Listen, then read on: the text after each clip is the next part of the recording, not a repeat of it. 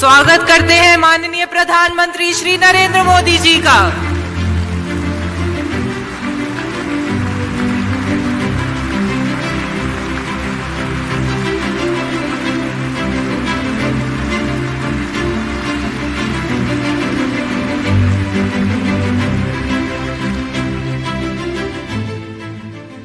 हम हृदय से अभिनंदन करते हैं माननीय प्रधानमंत्री जी का, जिनकी उपस्थिति से हम सब अभिभूत हैं। मंच पर स्वागत करते हैं माननीय राज्यपाल महाराष्ट्र श्री रमेश बैस जी, माननीय मुख्यमंत्री महाराष्ट्र श्री एकनाथ शिंदे जी, माननीय वित्त मंत्री श्रीमती निर्मला सीतारमण जी, माननीय केंद्रीय वित्त राज्य मंत्री श्री पंकज चौधरी जी और डॉक्टर भगवत कराड़ जी, माननीय उप मुख्यमंत्री महाराष्ट्र श्री देवेंद्र फडणवीस जी और श्री अजीत पवार जी का।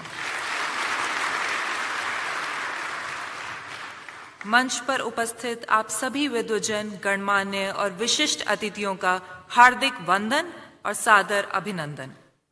अब हम रिजर्व बैंक गवर्नर से आग्रह करते हैं कि वे कृपया रिजर्व बैंक की ओर से माननीय प्रधानमंत्री महोदय को इस अविस्मरणीय क्षण की स्मृति स्वरूप एक स्मृति चिन्ह भेंट करें।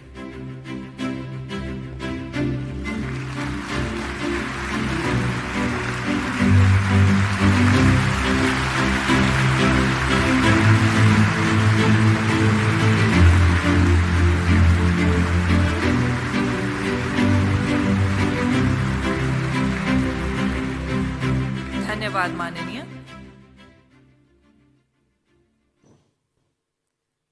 आज हम भारतीय रिजर्व बैंक के 9 दशकों की विलक्षण यात्रा के उत्सव को अविस्मरणीय बनाने हेतु यहाँ एकत्रित हुए हैं।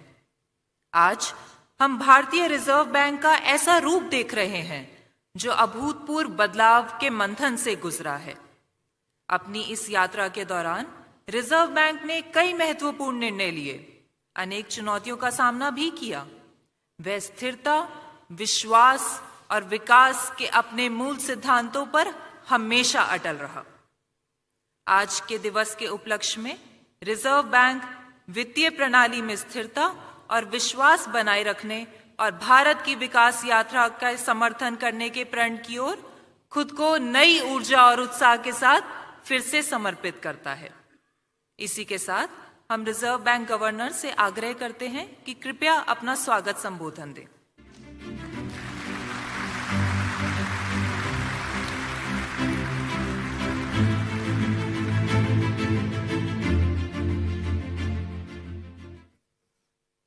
Honorable Prime Minister, Honorable Governor of Maharashtra, Honorable Chief Minister Maharashtra, Honorable Finance Minister, Honorable Union Ministers of State for Finance, Honorable Deputy Chief Ministers of Maharashtra, distinguished invitees, media representatives, and my colleagues from the Reserve Bank, both past and present.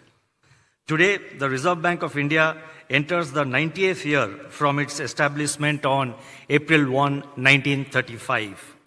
The journey of the Reserve Bank over the last 9 decades has been one of efficient functioning and contribution to the nation's progress.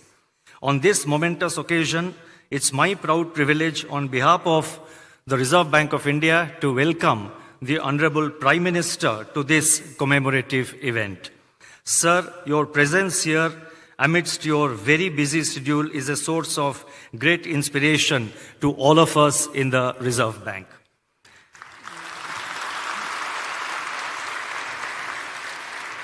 I also welcome the other dignitaries, the Governor Maharashtra, the Chief Minister Maharashtra, the Honorable Finance Minister, and other dignitaries on the dais to this event. Further, I welcome all distinguished dignitaries who are present here, all our invitees, and each one of you who has made it convenient to be here.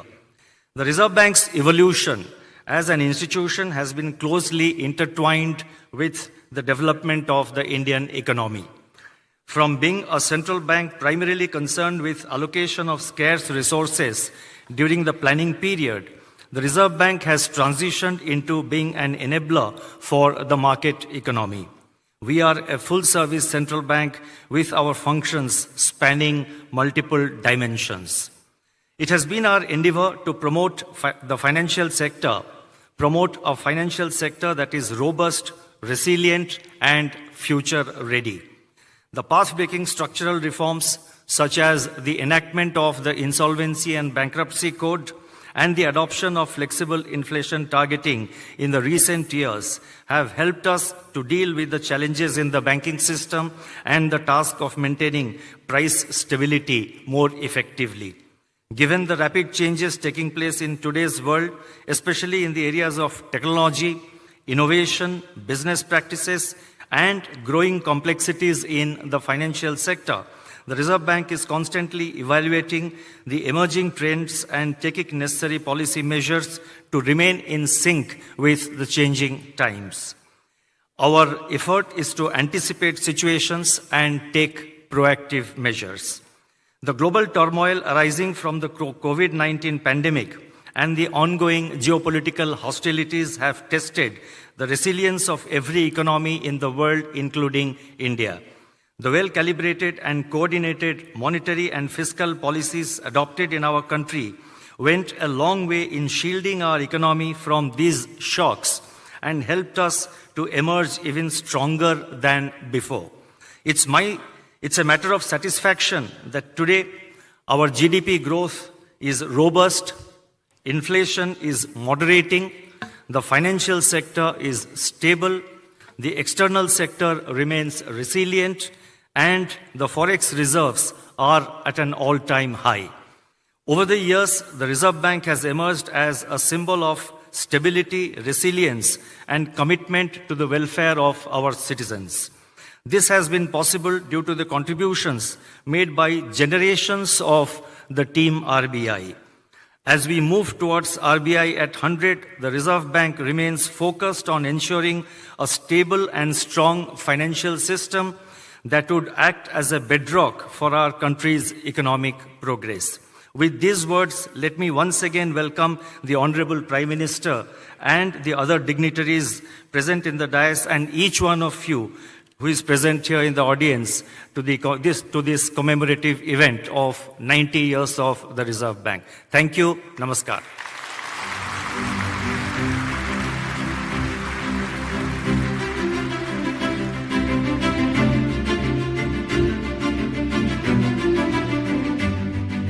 धन्यवाद। अब हमारा आग्रह है माननीय वित्त मंत्री महोदया श्रीमती निर्मला सीतारमण जी से कि कृपया अपना विशेष संबोधन दें।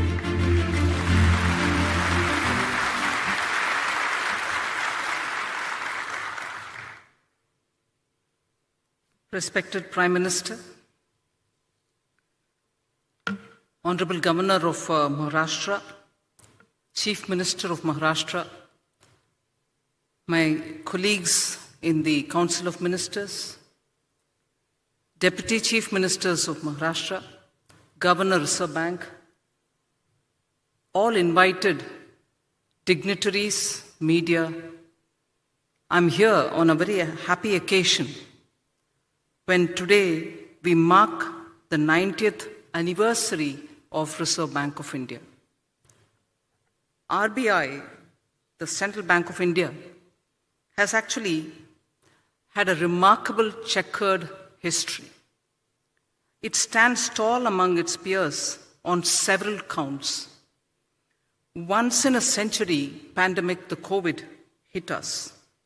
The RBI adopted and in fact deployed conventional and unconventional range of instruments to provide liquidity and to promote growth and to ensure financial stability. The two examples that I can cite and which can stand before as a classic example are the moratorium on loan repayments and also the liquidity infusion which happened during that time. Later came the Russia-Ukraine war. RBI's measures primarily aimed at two things. One, to address the inflation and the forex market's volatility. RBI, in fact, has been one of the earliest to recognize the non-transient nature of inflation. One of the few central banks, if I may say so, to front-load policy rate hikes in particular. Forex reserve management is also something on which we have this opportune moment to recall the work done by the RBI. Building up reserves, including foreign exchange interventions.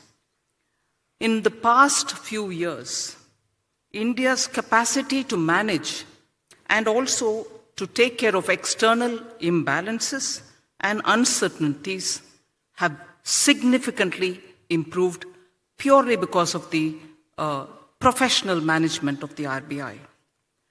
Rupee has exhibited lower volatility and orderly movements is what we notice of the rupee, and they are in relative terms to the rest of its peers. Managing India's banks is something which I'll recall at this time.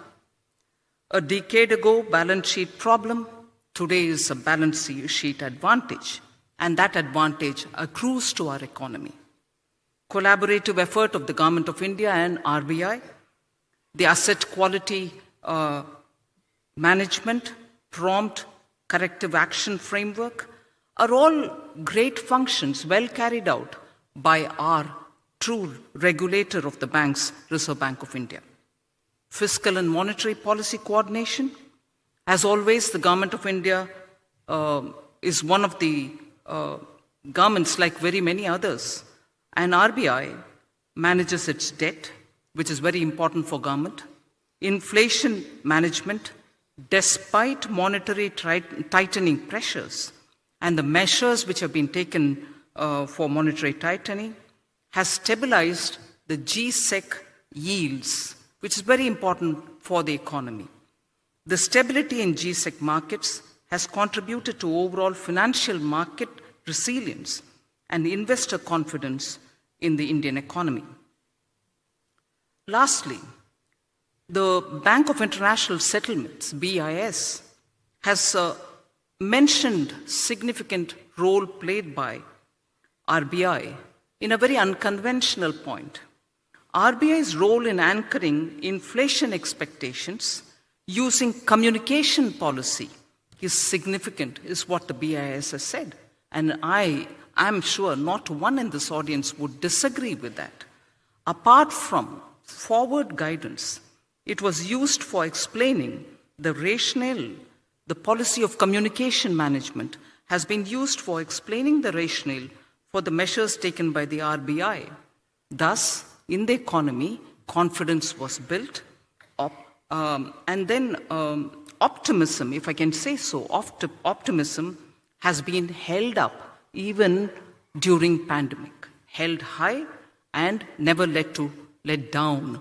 So optimism building is a very beautiful function which the RBI during crisis time has handled because it adopted this unconventional instrument of communication with the people.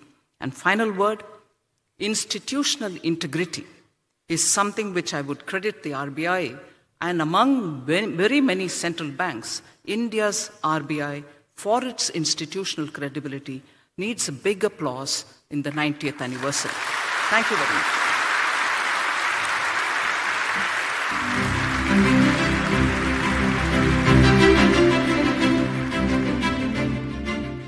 धन्यवाद माननीय आपके मार्गदर्शन के लिए। Reserve bank की इस अभूतपूर्व यात्रा को समर्पित एक स्मारक सिक्का जारी करने के लिए रिजर्व बैंक गवर्नर से अनुरोध है कि माननीय प्रधानमंत्री जी के कर कमलों द्वारा जारी होने वाले सिक्के को प्रस्तुत करें।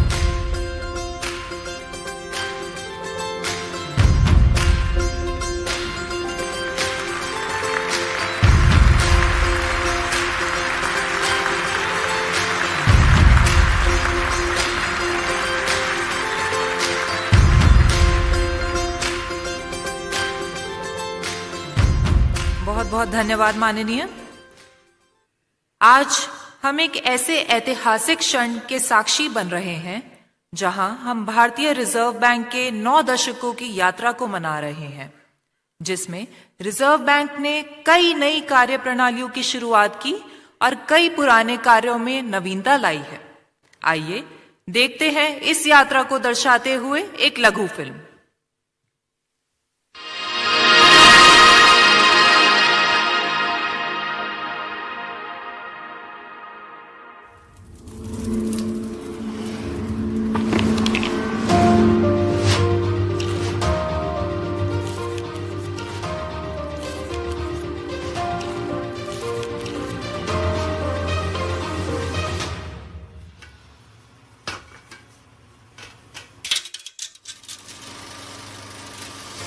The Reserve Bank of India came into existence on 1st of April 1935 as a joint stock company.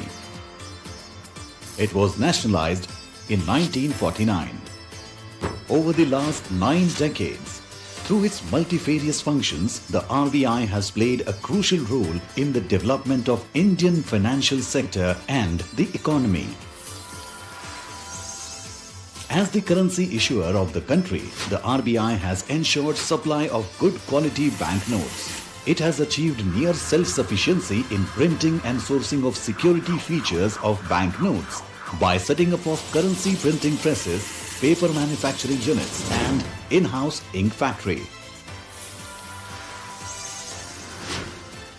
Being the banker and debt manager to the central and state governments, the Reserve Bank has managed their market borrowing programs and facilitated development of the government securities market.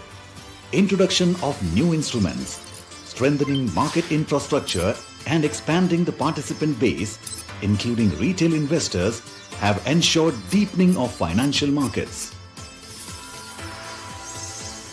India's monetary policy framework has evolved from monetary targeting to flexible inflation targeting, which was introduced in 2016. This was a major structural reform and has fostered price stability. RBI's monetary policy decisions are backed by its robust research and data analysis. The Reserve Bank is also responsible for the country's foreign exchange and reserves management. Its role has evolved over the years from being a regulator to a facilitator in an environment of market-determined exchange rates. A number of measures have been taken to simplify foreign exchange regulations for facilitating investment and trade. As the regulator and supervisor of a large part of the financial sector, the RBI has played a crucial role in promoting a sound and efficient financial system in the country. The regulatory and supervisory architecture of the financial system has been comprehensively restructured in the recent years. As a part of its commitment to financial inclusion, the Reserve Bank's policy on priority sector lending and many other measures has channelized credit to the needy sectors of the economy. This has given a strong fillip to financial inclusion. To strengthen customer protection and grievance redress mechanisms, the scope of Banking Ombudsman Scheme has been gradually widened. The Reserve Bank Integrated Ombudsman Scheme embodies the One Nation, One Ombudsman approach. India now has state-of-the-art payment systems that are affordable, accessible, convenient, safe and secure. The country has acquired a leadership position in digital payments landscape. As a regulator of the payment system, the RBI has played a significant role on making this possible. As part of promoting responsible innovations in financial services, the regulatory sandbox of the Reserve Bank provides a platform for developing solutions with focus on innovation and research in the fintech space. Giving further fillip to innovation, the RBI has taken a pioneering role among central banks by introducing the digital rupee, the central bank digital currency, in 2022 as a pilot project. The RBI has also been an institution builder in niche areas of the financial services sector.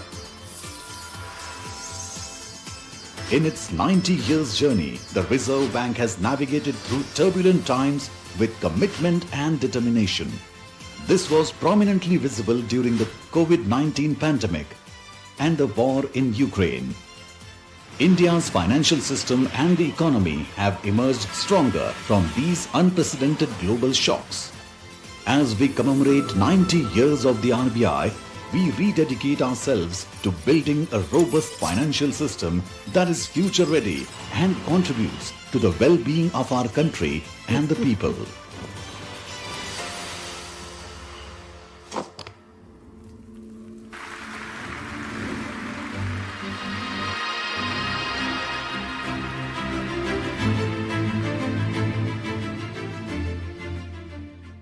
अब हम माननीय प्रधानमंत्री जी से निवेदन करते हैं कि कृपया इस सम्मेलन को संबोधित करें, हमें प्रेरणा दें, हमारा मार्गदर्शन करें।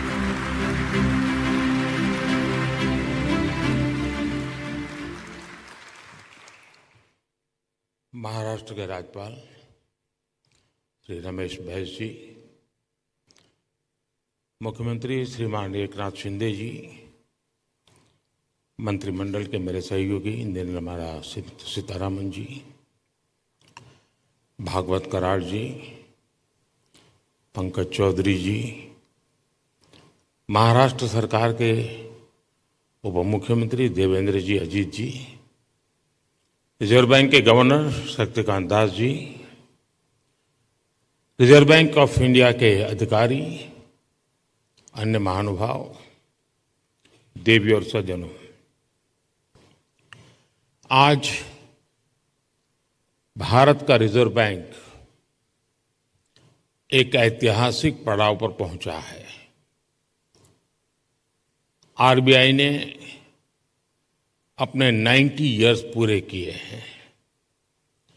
एक संस्थान के रूप में आरबीआई आजादी के पहले और आजादी के बाद दोनों ही कालखंड का गवाह है।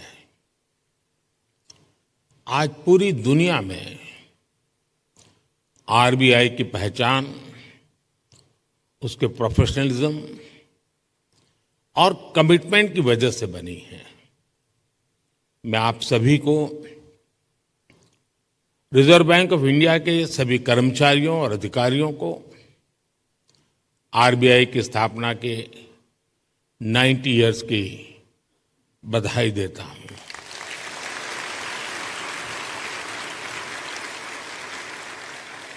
और इस समय जो लोग आरबीआई से जुड़े हैं उन्हें मैं बहुत सौभाग्यशाली मानता हूं। आज आप जो नीतियां बनाएंगे, जो काम करेंगे, उनसे आरबीआई के अगले दशक की दिशा तय होगी। ये दशक इस संस्थान को उसके शताब्दी वर्ष तक ले जाने वाला दशक है। और ये दशक विकसित भारत की संकल्प यात्रा के लिए भी उतना ही अहम है। और इसके लिए जैसा आप लोगों का मंत्र है, आरबीआई को तेज ग्रोथ को सर्वोच्च प्राथमिकता देते हुए ट्रस्ट और स्टेबिलिटी पर भी उतना ही फोकस करना है। मैं आरबीआई को उसके लक्ष्यों और संकल्पों के लिए भी शुभकामनाएं देता हूं। साथियों, आप सभी अपनी फील्ड के एक्सपर्ट्स हैं। आप जानते हैं कि देश की अर्थव्यवस्था, हमारी जीडीपी काफी हद तक मॉनेटरी और फिस्कल पॉलिसीज के कोऑर्डिनेशन पर निर्भर करती है। मुझे याद है जब 2014 में रिजर्व बैंक के 80वें वर्ष के कार्यक्रम में आया था, तब हालात एकदम अलग थे। भारत का पूरा बैंकिंग सेक्टर समस्याओं और चुनौतियों से जूझ रहा था। एनपीए को लेकर, भारत के बैंकिंग सिस्टम की स्टेबिलिटी और उसके भविष्य को लेकर हर कोई आशंका से भरा हुआ था। हालात इतनी खराब थी कि पब्लिक सेक्टर बैंक्स देश की आर्थिक प्रगति को जरूरी गति नहीं दे पा रहे थे। हम सभी ने वहां से शुरुआत की और आज देखिए, आज भारत के बैंकिंग सिस्टम को दुनिया में एक स्ट्रांग और सस्टेनेबल सिस्टम माना जा रहा है।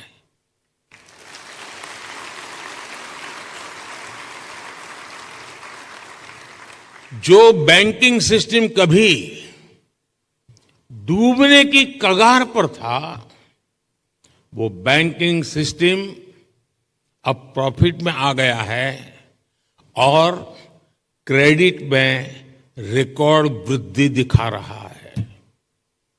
फ्रेंड्स, आप भी जानते हैं कि सिर्फ 10 साल में इतना बड़ा परिवर्तन आना आसान नहीं था।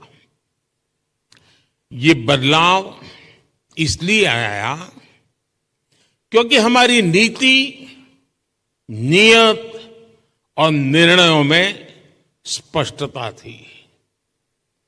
ये बदलाव इसलिए आया क्योंकि हमारे प्रयासों में दृढ़ता थी, ईमानदारी थी। आज देश देख रहा है, जब नीयत सही होती है तो नीति सही होती है, जब नीति सही होती है तो निर्णय सही होते हैं, और जब निर्णय सही होते हैं तो नतीजे सही मिलते हैं।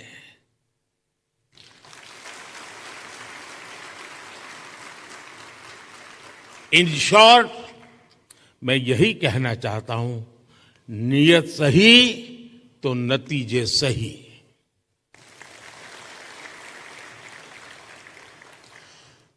कैसे देश का बैंकिंग सिस्टम ट्रांसफॉर्म हुआ, ये अपने आप में एक स्टडी का विषय है। हमने कोई भी सिरा ऐसा नहीं था जिसे ऐसे ही छोड़ दिया हो। हमारी सरकार ने रिकॉग्निशन, रिजोल्यूशन और रिकैपिटलाइजेशन की रणनीति पर काम किया। पब्लिक सेक्टर बैंक के हालात सुधारने के लिए सरकार ने करीब 3.5 लाख करोड़ का कैपिटल इन्फ्यूजन किया और साथ ही गवर्नेंस संबंधी कई रिफॉर्म्स भी किए। अकेले इंसॉल्वेंसी एंड बैंक्रप्सी कोड की नई व्यवस्था से ही करीब 3.25 लाख करोड़ के लोन्स रिजॉल्व हुए। और एक आंकड़ा देशवासियों को जरूर जानना जरूरी है, 27,000 से ज्यादा ऐसी एप्लीकेशंस जिसमें 9 लाख करोड़ रुपए से ज्यादा का अंडरलाइन डिफॉल्ट था, वो आईबीसी में एडमिशन से पहले ही रिजॉल्व हो गई।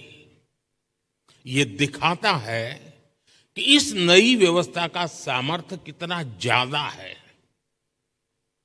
बैंकों का जो ग्रॉस एनपीए 2018 में 11.25% के आसपास था। वो सितंबर 2023 आते आते 3% से भी कम हो गया।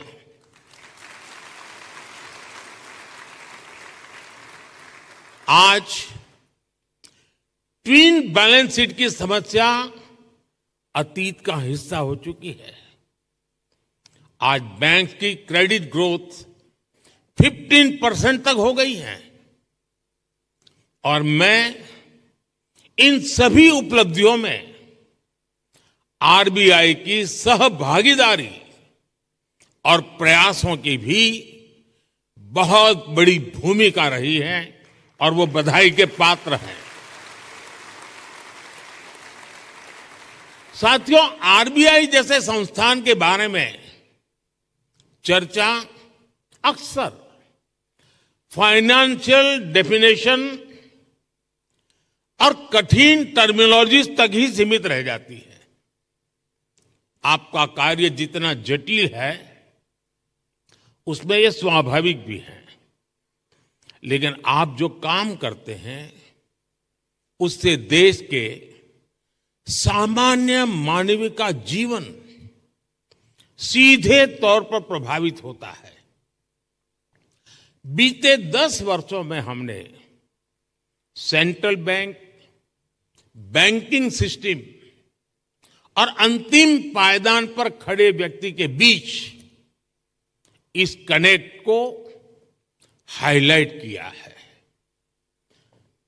गरीबों का फाइनेंशियल इंक्लूजन आज इसका बहुत बड़ा उदाहरण है। आज देश में 52 करोड़ जनधन खाते हैं। इनमें भी 55% से ज्यादा खाते महिलाओं के नाम पर है।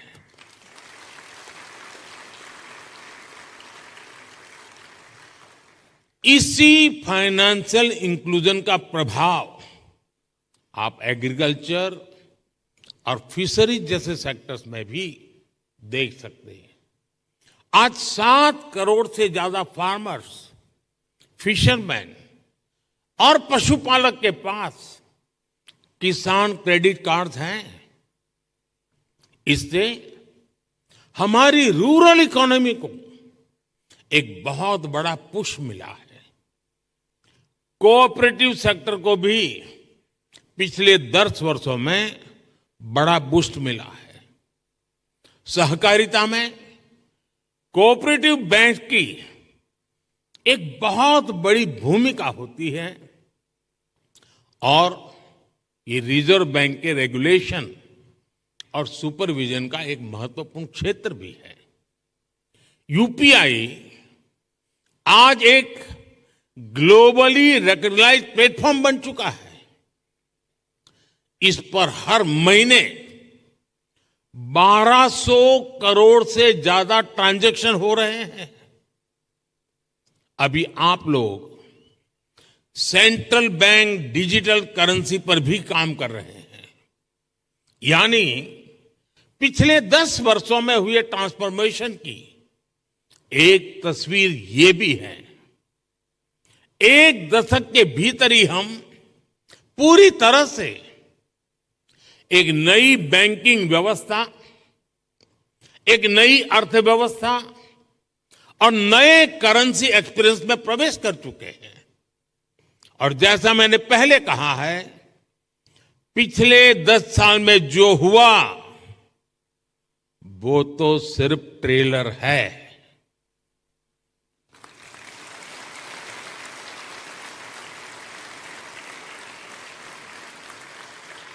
अभी तो बहुत कुछ करना है। अभी तो हमें देश को बहुत आगे लेकर जाना है।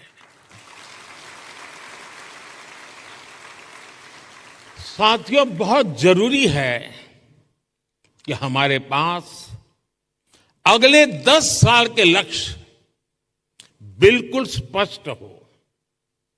हमें मिलकर अगले 10 साल में डिजिटल ट्रांजैक्शन की संभावनाओं को विस्तार देना होगा। हमें कैशलेस इकोनॉमी से आ रहे इन बदलावों पर नजर भी रखनी होगी। हमें फाइनेंशियल इंक्लूजन और एम्पावरिंग एफर्ट्स को भी और बेहतर करना होगा। साथियों, इतनी बड़ी जनसंख्या की बैंकिंग नीड्स भी अलग अलग हो सकती है।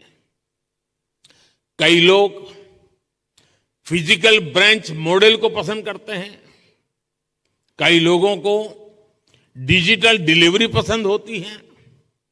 देश को ऐसी नीतियां बनाने की जरूरत है जिससे ईज ऑफ डूइंग बैंकिंग बेहतर हो और सभी को उनकी जरूरत के अनुसार क्रेडिट एक्सेस मिल सके। डीपीआई के क्षेत्र में भारत को अग्रणी बनाने के लिए हमें आर्टिफिशियल इंटेलिजेंस, मशीन लर्निंग की निरंतर मदद लेनी चाहिए। भारत की प्रगति तेज गति से हो, इंक्लूसिव हो, सस्टेनेबल हो, इसके लिए रिजर्व बैंक को लगातार कदम उठाते रहने होंगे। एक रेगुलेटर के तौर पर आरबीआई ने बैंकिंग सेक्टर में रूल बेस्ड डिसिप्लिन और फाइनेंशियली प्रूडेंशियल प्रैक्टिसेस को सुनिश्चित कराया है, लेकिन इसके साथ ही ये भी आवश्यक है कि आरबीआई विभिन्न सेक्टर्स की भविष्य की जरूरतों का आकलन करते हुए अभी से तैयारी करे, बैंकों को प्रोत्साहित करे, प्रोएक्टिव कदम उठाए। मैं आपको विश्वास दिलाता हूं कि सरकार आपके साथ है।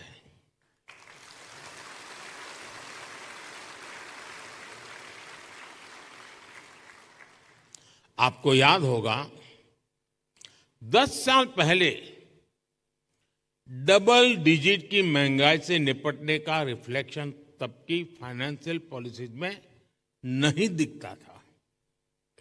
इससे निपटने के लिए हमारी सरकार ने रिजर्व बैंक ऑफ इंडिया को इन्फ्लेशन टारगेटिंग का अधिकार दिया। मॉनेटरी पॉलिसी कमेटी ने इस मैंडेट पर बहुत अच्छे ढंग से काम भी किया। साथ ही साथ सरकार ने एक्टिव प्राइस मॉनिटरिंग और फिस्कल कंसोलिडेशन इसके भी कदम उठाए। इसलिए कोरोना संकट हो, अलग अलग देशों में युद्ध की स्थिति हो, तनाव हो, भारत में इन्फ्लेशन मॉडरेट लेवल पर ही रही। साथियों, जिस देश की प्रायोरिटी स्पष्ट हो उसे प्रोग्रेस करने से कोई नहीं रोक सकता।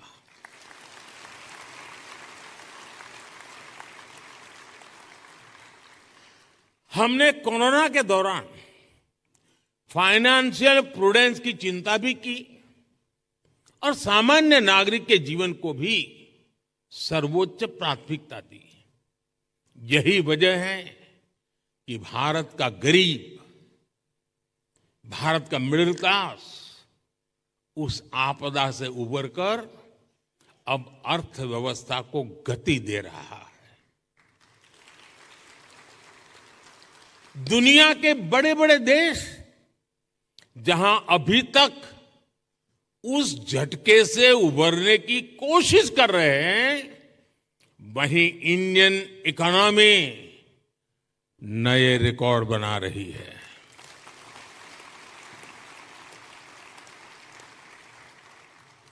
भारत की सफलता को आरबीआई वैश्विक स्तर पर ले जा सकता है।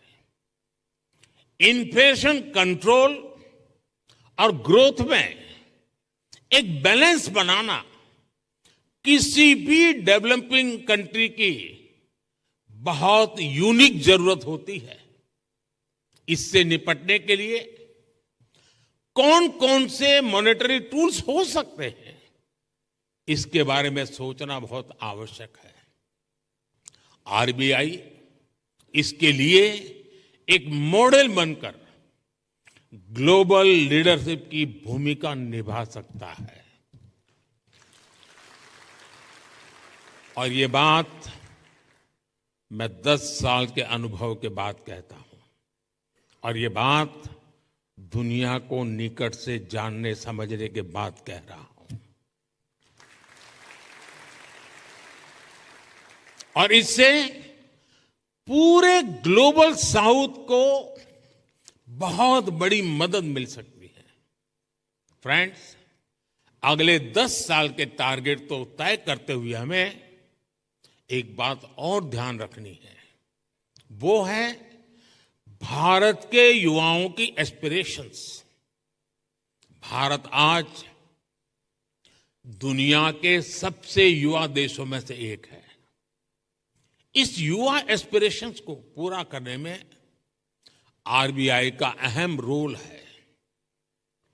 बीते 10 साल में सरकार की पॉलिसीज की वजह से नए नए सेक्टर्स बने हैं। इन सेक्टर्स में देश के युवाओं को नए अवसर मिल रहे हैं।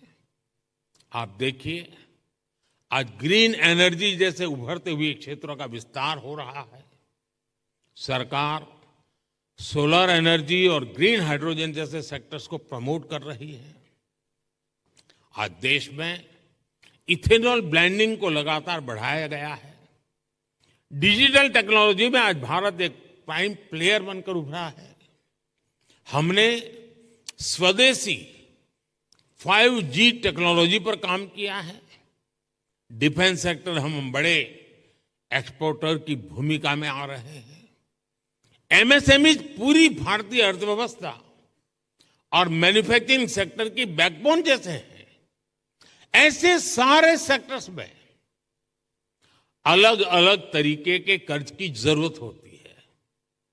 कोरोना के समय हमने एमएसएमई सेक्टर के लिए जो क्रेडिट गारंटी स्कीम बनाई, उसने इस सेक्टर को बहुत बड़ी शक्ति दी थी।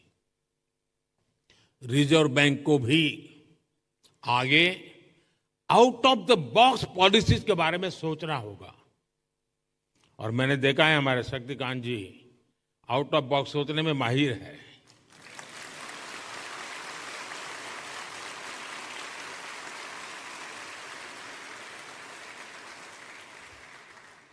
और मुझे खुशी है कि सबसे ज्यादा तालियां इस बात पर पड़ी।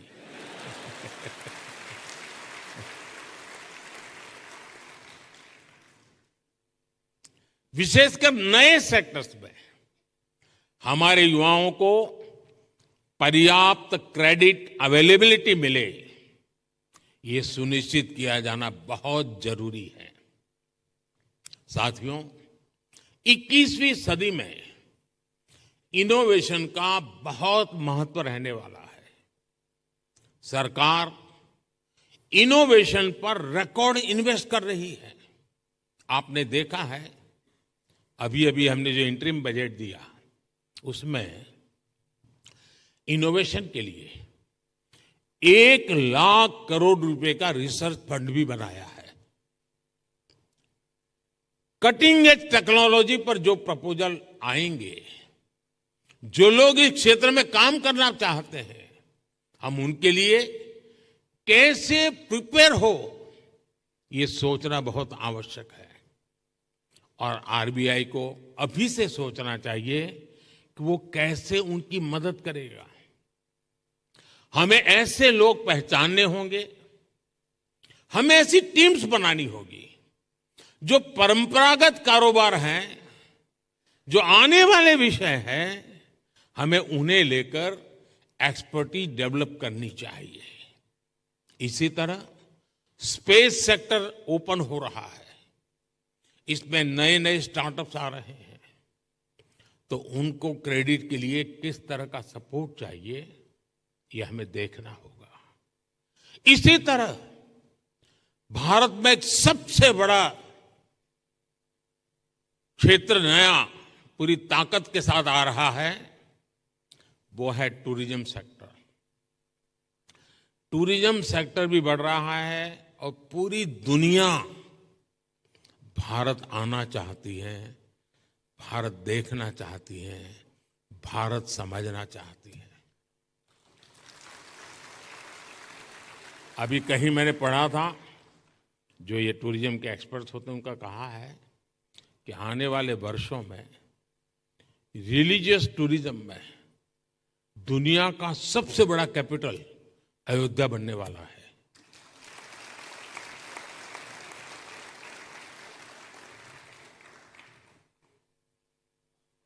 हमें देखना होगा कि इस सेक्टर को फाइनेंशियल सपोर्ट करने के लिए हमारी क्या तैयारी है। जो देश में नए नए सेक्टर्स बन रहे हैं, हमें उनमें अभी से एक्सपर्टीज डेवलप करनी चाहिए और उनको हम कैसे सपोर्ट करेंगे, इस पर भी पहले से मंथन होना चाहिए। अभी 100 दिन मैं चुनाव में बिजी हूं, तो आपके पास भरपूर समय है। आप सोच के रखिए, क्योंकि शपथ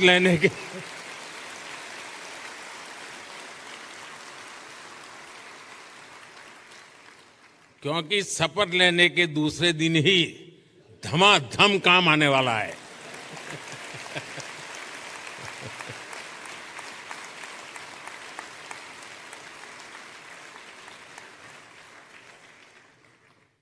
साथियों, हम लोगों ने फाइनेंशियल इंक्लूजन पर बहुत काम किया है, डिजिटल पेमेंट पर बहुत काम किया है।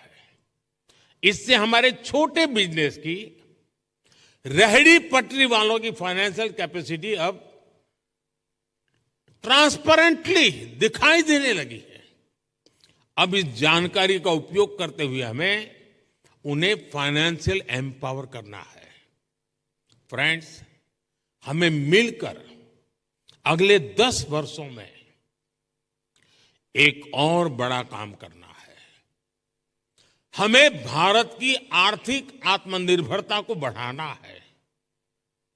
हमें कोशिश करनी है कि हमारी इकोनॉमी दुनिया के संकटों से कम प्रभावित हो। आज भारत ग्लोबल जीडीपी ग्रोथ में 15% के साथ ग्लोबल ग्रोथ का इंजन बन रहा है। इन स्थितियों में ये प्रयास होना चाहिए कि हमारा रुपया पूरी दुनिया में ज्यादा एक्सेसिबल भी हो, एक्सेप्टेबल भी हो।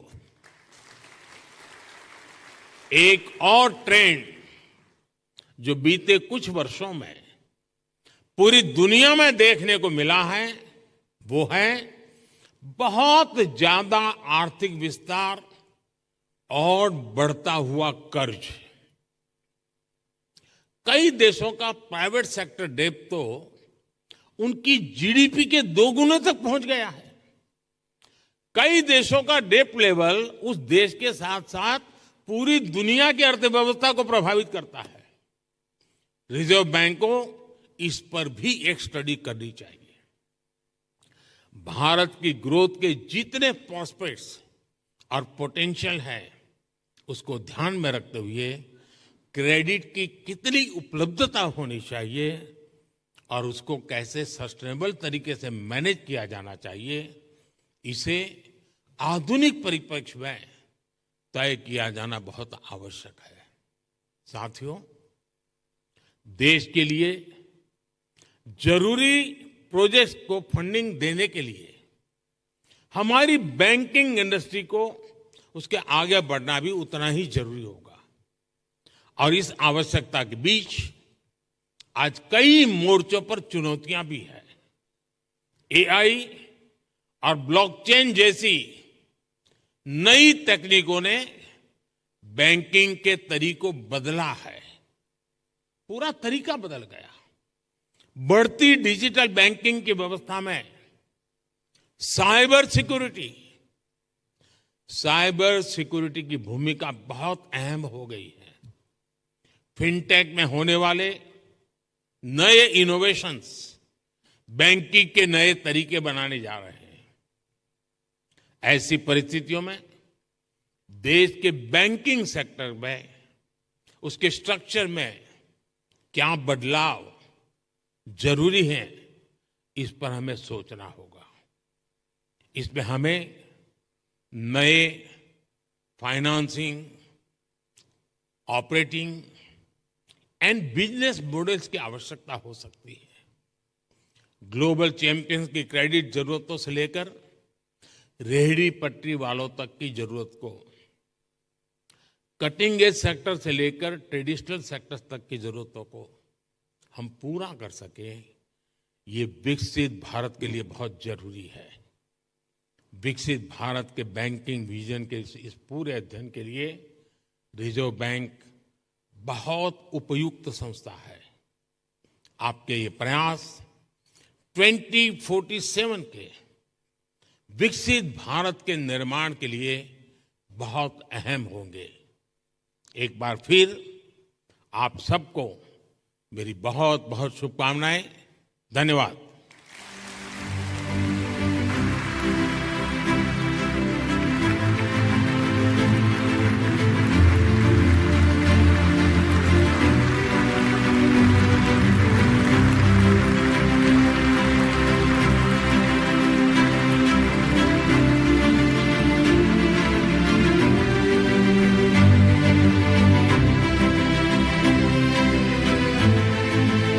बहुत धन्यवाद माननीय प्रधानमंत्री जी, अपने संदेश के द्वारा हमें प्रेरित करने के लिए।